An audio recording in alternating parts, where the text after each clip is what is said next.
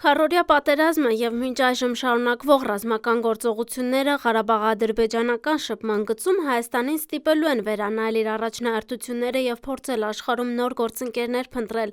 Այն, որ անգամ պաշտոնական Երևանն այսօր դժգոհություն ունի Ռուսաստանի պահվածքից, Եվրամիությանն էլ ավելի մեծ հնարավորություն կտա Հայաստանին իր կողմը ներգրավել։ Սակայն Երևանի մամուլի ակումբի ղեկավար Բորիս Նավասարդյանի խոսքերով Հայաստանը որպես գործընկեր կարիք ունի անվտանգության, իսկ դա այն ոլորտն է, որտեղ Եվրամիությունը երբեք ակտիվ չի եղել և երաշխավոր լինել չի կարող։ Եվրամիության շատ երկրների քաղաքական վերնախավում կա մի կարծրացած մտածելակերպ՝ Հայաստանը գտնվում է ռուսական շահերի ներքո, ասում է Նավասարդյանը։ Այստեղ մենք խնդիր ունենք ապացուցելու Եվրամիությանը, որ մենք ինքնուրույն ինքնիշխան խաղացող ենք և որ ելնում ենք առաջին հերթին մեր շահերին և կարող ենք այդ շահերը համապատասխանեցնել և հետարքիր դարձնել Եվրամիության համար և հերքենք այն կարծրատիպը, որ Հայաստանը ինքնիշխան շահեր ընդհանրապես չունի և իր ամբողջ արտաքին քաղաքականությունը և անվտանգության ոլորտում բոլոր գործողությունները անմիջապես կապված են և գտնվում են Ռուսաստանի ազդեցության, եթե չասենք թելադրանքի ներքո։ Դժվար է ակնկալել քաղաքական, տնտեսական համագործակցության խորացում, եթե անվտանգության գործոնը դուրս է ողջ համատեքստից, պարզ է սակայն, որ Հայաստանը փորձում է հայ-ադրբեջանական հարաբերությունների լուծումները փնտրել ռուսական մենաշնորհից դուրս, քանի որ ըստ Նավասարդյանի մնալով Ռուսաստանի մենաշնորհի պայմաններում մենք չենք շահում։ Միջազգայնացում խնդրի այն, ինչ որ ժամանակին Հայաստանը փորձել է լուծել և կարողացել է լուծել 90-ականների սկզբին, երբ Ղարաբաղի խնդիրը միջազգայնացվեց և դա ինչ-որտեղ նպաստեց նրան, որ բավականին լուրջ բանակցային գործընթաց սկսեց միջազգային լուրջ խաղացողների մասնակցությամբ։ Նաև պիտի այս խնդիրը մենք լուծենք մեր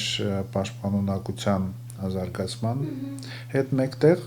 Մենք ապացուցելու կարիք ունենք, որ ցանկություն ունենք դուրս գալ ռուսական մենաշնորհից, բայց դա հեշտ չի լինելու, տարիներ շարունակ հակառակն ենք ապացուցում։ Նավասարդյանը նշում է, որ մեր կախվածությունը ցույց ենք տվել դեռ 2013 թվականի սեպտեմբերի 3-ի հայտնի որոշմամբ։ Եվ բնականաբար մի քանի շաբաթների ընթացքում, որոնք անցել են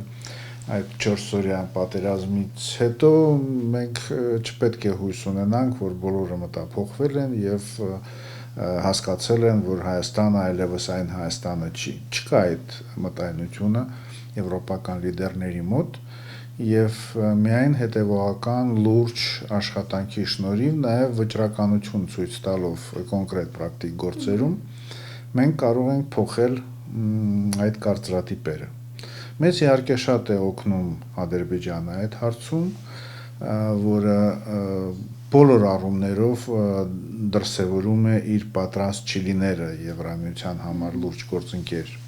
Հայաստանը միանգամից մի քանի ուղղություններով արդյունավետ չի կարողանում աշխատել, եթե մենք այսօր կենտրոնացել ենք ռազմական խնդիրներ լուծելու վրա, բոլոր ռեսուրսները կենտրոնացնում ենք հենց այդ ոլորտում և մտավախություն կա, որ այս փուլում Հայաստան-Եվրամիություն բանակցությունները այնքան արդյունավետ չեն կարող լինել, որքան որ կարող էին լինել խաղաղ ժամանակաշրջանում, նշում է մեր զրուցակիցը։ Մանավանդ որ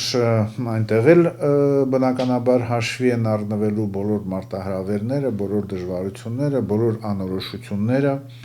բոլոր ռիսկերը։ Ասենք պարզ է, որ այսօրվա Եվրամիության աշխարհաքաղաքական պասիվության պայմաններում նրանց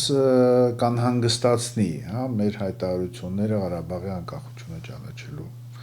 ուղղությամբ, մանավանդ որ ասենք ասոցիացիան համաձայնագրի նախագծում, որը այդպես էլ վերջնական փաստաթուղթ չդարձավ, որևէ կոնկրետ լուծում բնականաբար չէր ներառված, սակայն ասված էր, որ Եվրամիությունը աջակցում է Մինսկի խմբի շրջանակներում բանակցությունների։ Մարիամ Գրիգորյան, Նարեկ Բարսեղյան, Առաջին լրատվական։